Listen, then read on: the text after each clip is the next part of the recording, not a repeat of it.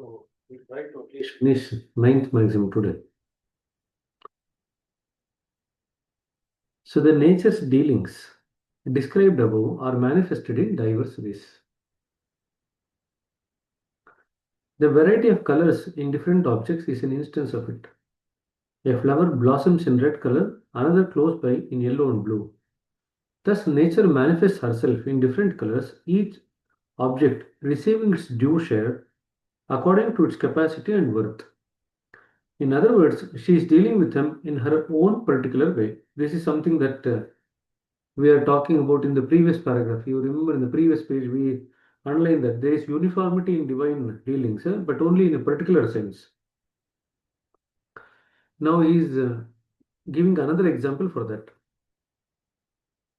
Nature manifests in different colors in each object, receiving its due share according to its capacity and worth. In other words, she is dealing with them in her own particular way. So it's a reinforcement of the message from the previous page, but in a more concrete example. That's all. Right? Now, for example, each one of us like different colors. Each one of us like different patterns of clothes. Now, they're all something that the nature is trying to express itself through. So, this example must be kept in view, and all our dealings must be molded accordingly, with due regard to the proper needs and the fair right of everyone, and bring them in close conformity with those of the nature. So this is the crux of this maxim, this particular sentence, the last sentence which you read. This example must be kept in view, and all our dealings should be molded accordingly. Now, what are the things to be kept in consideration while you are doing it? With due regard to proper needs and the fair right of everyone, and bring them in close conformity with those of nature.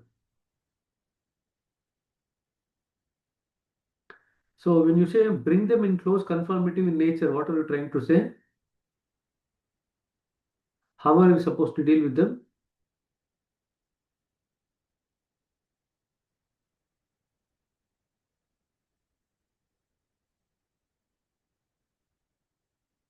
What kind of dealings is in close conformity with nature?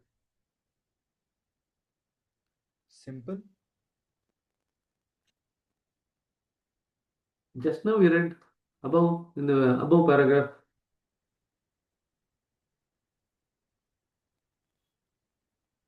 Though we are different, I think we need to coordinate Yes. and accept it. In our own particular way. I'm looking for one word. Colors. No. In our own particular way. Before that.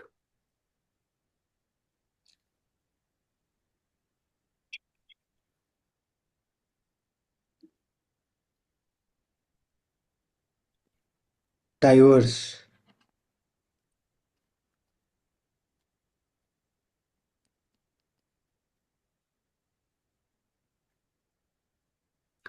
ನಿನ್ನೆ underline ಮಾಡಿಸಿದ್ದೀನಿ ನಾನು ಮೊನ್ನೆ. According to their capacity and worth. Before that. What is the sign that we are in conformity with nature? How does nature deal with us? Vyavahara.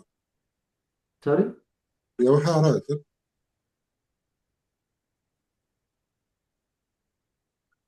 Just now we read that also. So go back to the previous page. There is uniformity in nature's dealings. You have underlined that. So the word that I'm looking for is uniformity. Okay. Now, while the dealings of the nature is uniform, it is also dealing in particular way with each one. Now the question comes, how is it actually trying to deal uniformly, but also at a particular in a particular way? What is the criteria for that? The criteria for that is this. that we should pay due regard to the proper needs and the fair right of everyone. See, if you say that the nature is dealing uniformly, and then you say that it deals with each one in a particular way, then people might say that nature is being partial, right? So on one hand, we are saying it is uniform. On the other hand, we are also saying that it deals with each one in a particular way. Now, if it is dealing with each one in a particular way, on what basis is it dealing? That's the question. It is dealing with each one in a particular way based on the fair needs and the rights of everyone. Does it make sense how these two are related? That's why I said this is the crux. If you were to kind of pick up two sentences in this whole maxim, that sentence that there is uniformity in divine dealings, but only in a particular sense. That sentence, and secondly, that we have to mold accordingly all our dealings according to nature with due regard to the proper needs and the fair right of everyone. When this is taken into account, you will see that there is no discrimination whatsoever. Otherwise, for example, there are 10 people in front of Daji, and Daji just speaks to one person, just at random. And somebody who is very sensitive to not being spoken to will say that Daji was discriminatory. Okay. Now, when we are not satisfied with a particular thing that happens, we always complain about discrimination. In nature, there is no discrimination. It deals with everyone uniformly, but in a particular way based on the needs and the proper rights of that particular person or the object. That is how it deals with.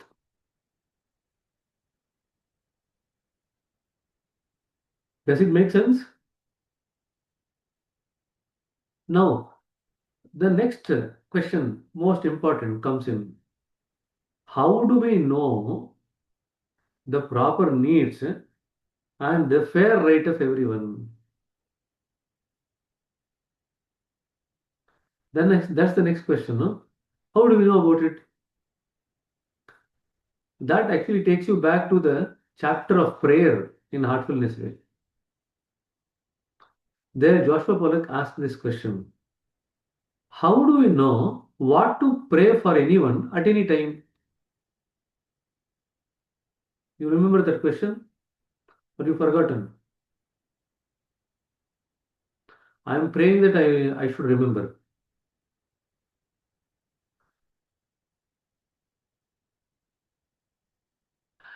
So don't pray for that. Joshua Pollock repeats this question 2-3 times. He keeps saying that. That he gives different answers and he is not satisfied. So he repeats the question again. How do we know what to pray for, to whom, at what time? Now, when you actually look at answer, now go back to Heartfulness Way today. Look at this particular question, which is discussed in the prayer chapter, and look through what answer is given. And then come back to this particular question. How to know the proper needs and the fair right of everyone?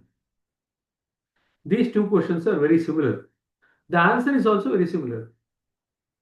The answer that is given there, how to know what to pray for anyone at any point of time, is the same answer that you will actually use to know the proper needs and the fair right of everyone. Does it make sense? So can anybody guess what is the answer?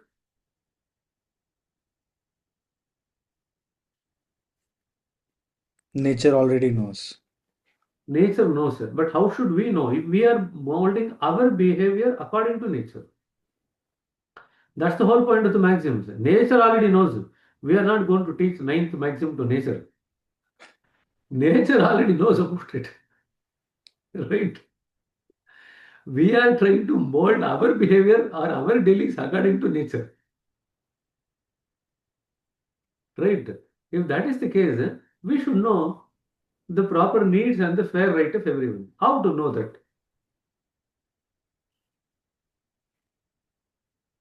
I'll go and check with nature and come back. Like Bharat has gone to Babaji today and checked with him. Why have you written such a complex book? You keep saying that it's simple, simple. So that's why Bharat joined late today. So he had an appointment with Babaji to just question him. Listening to the heart. Good answer. That is where our practice comes in. Why are we practicing? We are practicing heartfulness to learn to listen to the heart. That is what you are doing. That's all. Why to listen to the heart? Because all the divine qualities are present in the heart. All the subtlety of our beings are present in the heart. When we become more subtle, when we start developing divine qualities, we learn to catch hold of the indications given by the heart. That is why we are practicing. Now, if you learn to listen to the heart, what is supposed to happen? You should intuitively know about the proper needs and the fair right of everyone. Intuitively. It is not a conscious thing. It is intuitive. It's like it's coming out of wisdom, not out of intelligence. It happens because of wisdom. When wisdom comes in, you have developed intuition. Now, when you develop intuition, what happens is that whenever you have to deal with anyone, you know the proper needs and the fair right of everyone. So you try to take that into account while dealing with them.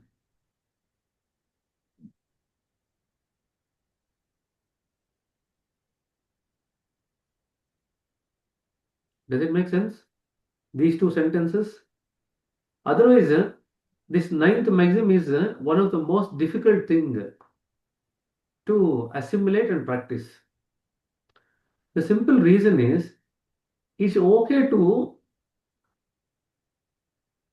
change our behavior for the better. But ninth maxim is not talking about that. What does it say? Mold your behavior and way of living in such a high to such a high order so as to rouse a feeling of love and piety in others. It's not just about we changing our behavior.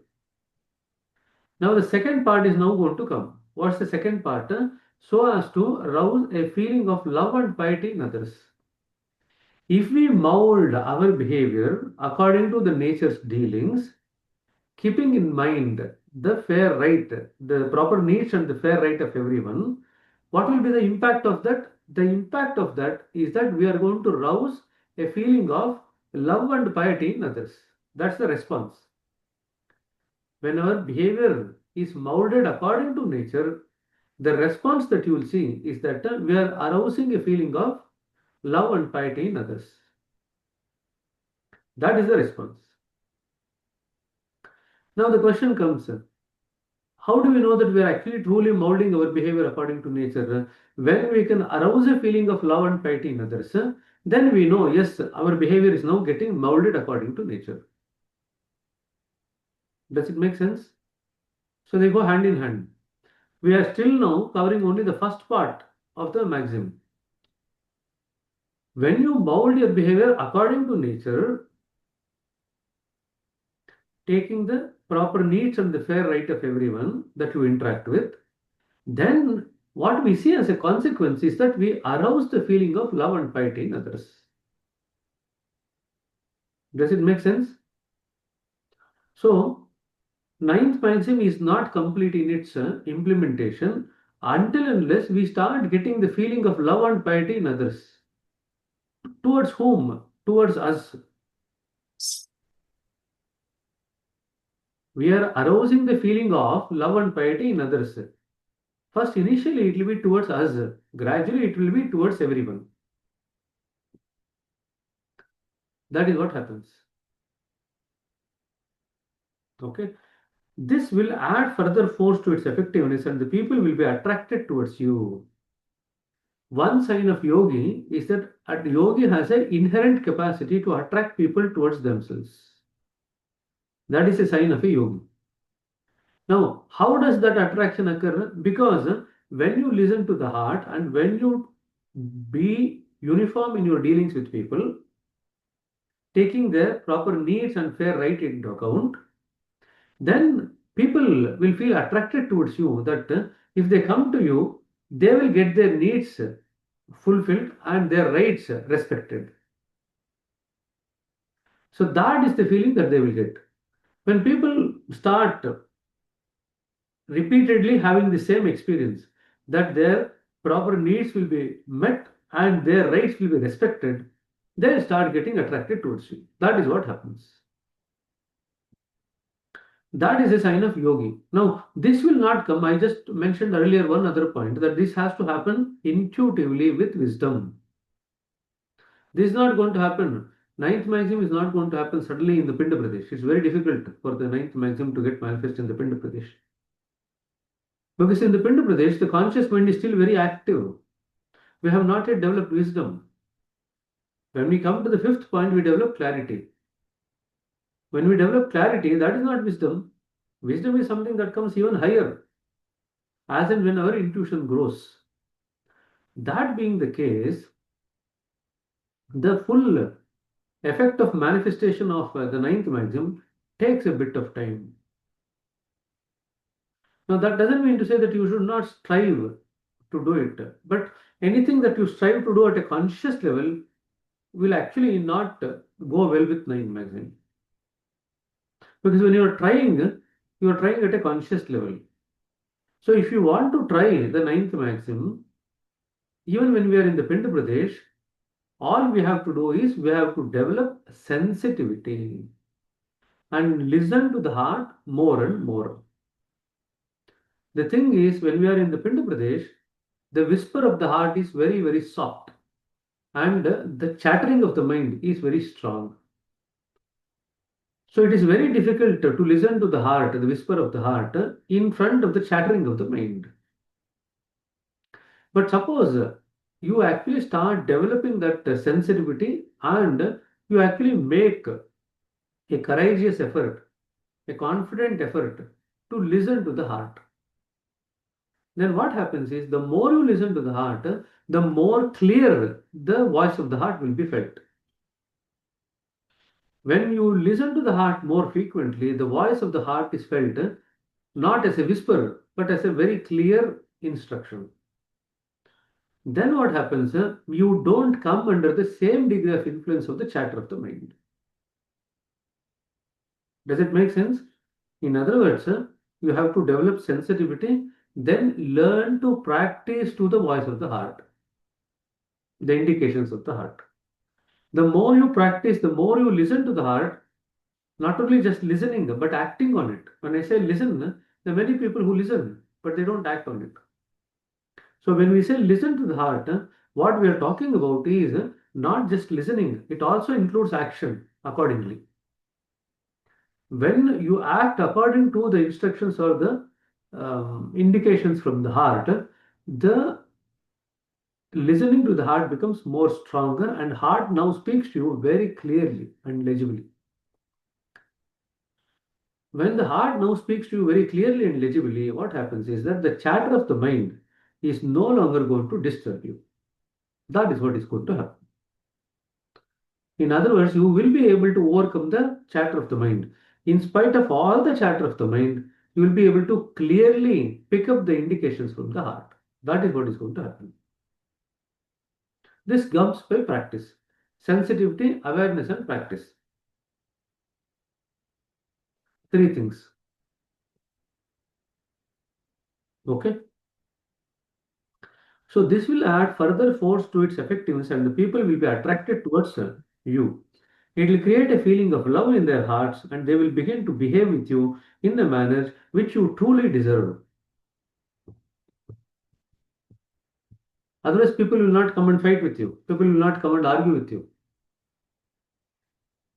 They maintain their boundaries. Even while maintaining the boundary, they interact with you in a very loving way. That is what will be the result of the correct implementation of the ninth maxim.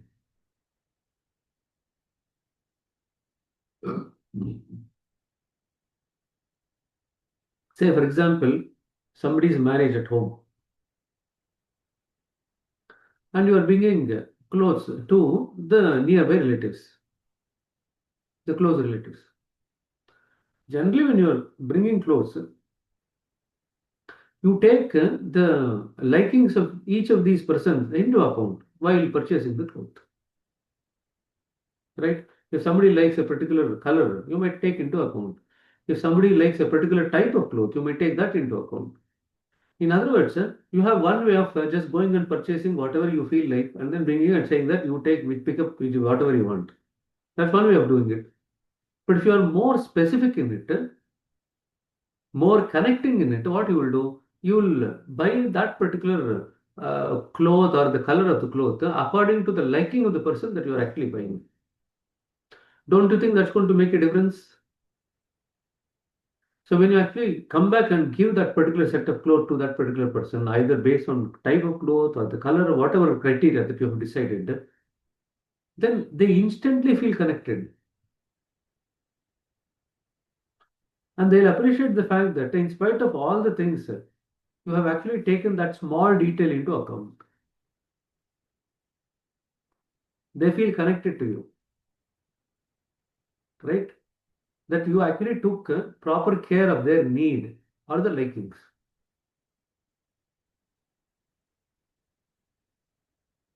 So that's how it works.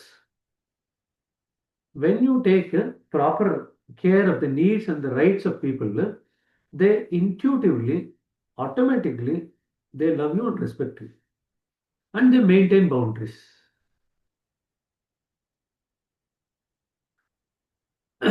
So, for example, when people come for sitting, say 10 people come for sitting, each one might be actually struggling in some areas. And there are times that each one might actually ask for your time. I need to discuss about this particular thing. I need to discuss about that particular thing. When will they actually feel that they are confident to discuss about that thing with you as a preceptor? When you are able to arouse that feeling that you will be able to give them some space and time for them to discuss. When you are always busy and you don't pay heed to their needs, then over a period of time, they'll actually bottle up. They'll stop discussing anything with you. That's what happens. Because you have not been taking proper care of their needs and rights. In other words, when people come to you as a friend, they have proper needs and rights. When people come to you as a relative, they have proper needs and rights. When people come to you as a abhyasi, they have proper needs and rights. So our job is to intuitively recognize these things and deal with them accordingly. Now this requires a lot of sensitivity and practice and lot of high degree of awareness. Without these three things, it's not something that we can actually assimilate into our life. So ninth maxim is like coming to the top of all the maxims before that.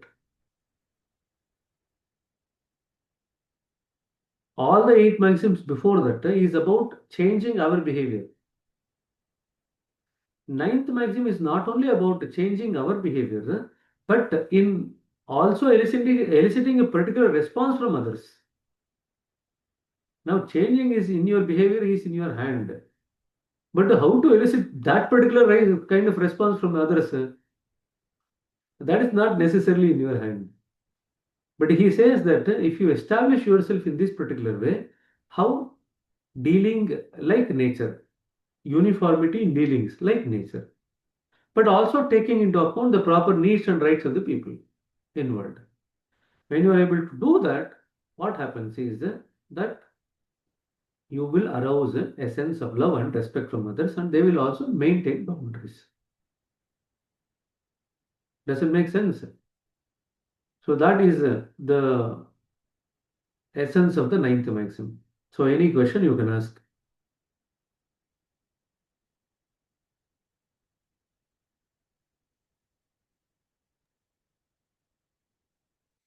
So normally the nature responds only through heart rate. It cannot use the Just repeat it. It's not very clear. mind. Nature responds through heart only. Like it's a part of a feeling. See, remember how to feel nature. How to feel nature. We can only feel nature through the organ of feeling, and heart is the only organ of feeling in the entire system. That's why you have to learn to listen to the heart. Heart is the only organ of feeling that we've got. Every other organ has its function. The function of the heart is to feel.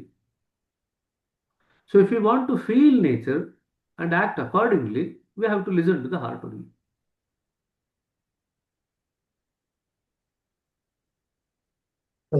But if master wants to communicate, he can use the mind, right? If master wants to, Communicate, he can use the mind. mind will be a secondary apparatus, not the primary apparatus. What master conveys in his speech and other things is what comes to the heart at that moment in time. But of course, he uses the mind to convey it. But he's speaking from the heart. We always say, no, speak from the mind, speak from the heart. There is a big difference, no? All youngsters will be very well aware. They're passing through that phase. Speaking from the mind, speaking from the heart. Bharat ಗೊತ್ತಾಗ್ತಲ್ವೇನೋ difference mind ಇಂದ ಮಾತಾಡಿದಾಗ heart ಇಂದ ಮಾತಾಡಿದಾಗ ಗೊತ್ತಾಗುತ್ತೆ difference Sometimes, ಏನ್ರಿ not all the time for me. Not all the time only when speaking to specific people Because I remember once in Chariji, when he wants to convey the message, he gave three types. The last one is he mentioned is they take the soul out of the body, communicate it, and then send it back. So he was mentioning that that's one side of communication will happen.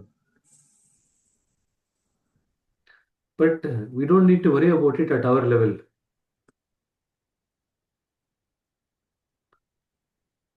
First, let us communicate with the soul intact. Then we can communicate with the soul being taken out. Right?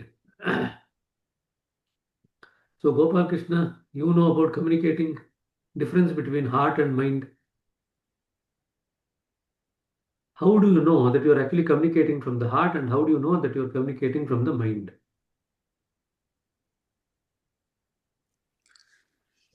One of the things that I with which I get to know is depth from which it is coming. If it is coming actually from deep, it means it is coming from heart. If it is coming from where I'm stationed right now, it is mind. And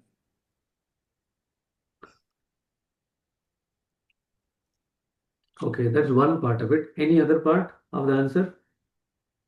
When there are no words and we feel, I think that's the difference between mind and heart. So, no words. So, he is now talking about Pushpaka Vimana. You remember the word cinema, Pushpaka Vimana. No words in the entire, no talk in the entire movie. Kamala Hassan. So now our Ganeshan is talking about no talk. So from tomorrow, 10th maximum, we'll all come, sit and look at one another. our souls will talk. And now Ganeshan will ask you whether our souls will talk from inside or outside. That's what outside. Like, they'll come out and talk. We'll sit simply. What else? How to know the difference? I think it comes out as a feeling uh, if it is coming from the heart. So there is a feeling associated with it. It is laced with the feeling. Anything else?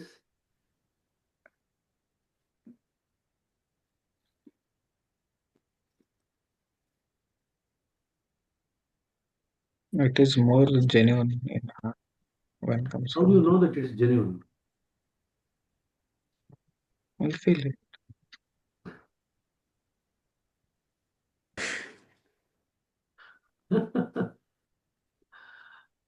So feeling of genuinity. Okay. Anything else?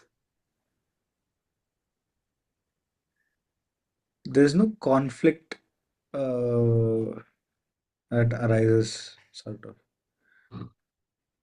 I think that's adding to what Bharat brother told. It is spontaneous. It does not give rise to any samskaras. It goes straight into the heart of the other person.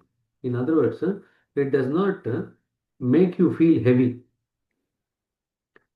It continues to keep you light.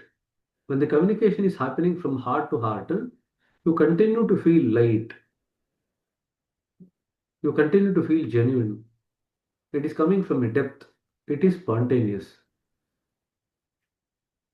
These are all the qualities that you need to watch out for. And there is no duality or there is no question of any confusion. It's crystal clear. It goes straight to the heart of the other person. When it comes from the mind, it goes to the mind of the other person. When it comes from the heart, it goes to the heart of the other person, straight. So these are the ways in which you can really differentiate whether a particular communication is coming from the heart or from the mind. And of course, as Gopal Krishna said, it is laced with feelings. It is backed by feelings. And we just now spoke about three feelings. Genuine feeling, uh, it is associated with the feeling of lightness, and it's associated with the feeling of spontaneity. There are indications that that's coming from the level of the heart and not from the level of the mind. When it's coming from the level of the mind, there is always some confusion. Is this okay or not so okay? When it's coming from the heart, there's no question of any confusion. It just says, okay, this is it, that's it. Okay. So when you actually communicate with others, look for this sign. And when it's coming from the heart, it is free flowing because it's outside the purview of the samskaras. If it's going to be genuine, one criteria for genuinity is to the extent that it is outside the purview of the influence of the samskaras, to that extent it is genuine. If it's colored by the samskaras, you don't say that it's a very genuine communication. Does it make sense? It is genuine to the extent that it is outside the influence of the samskaras. To that extent, it is genuine. Other thing that you actually look at is authenticity.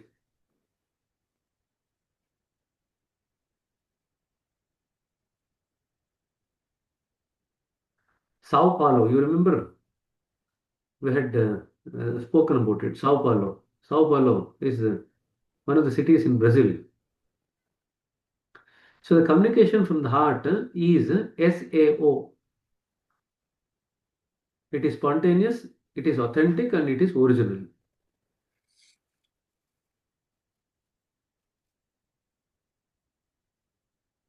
Of course, this takes time. For you to be able to feel this all the time, we need to be in the central region. But some glimpses of this does manifest even earlier. That is what happens. So spontaneity, authenticity, and originality.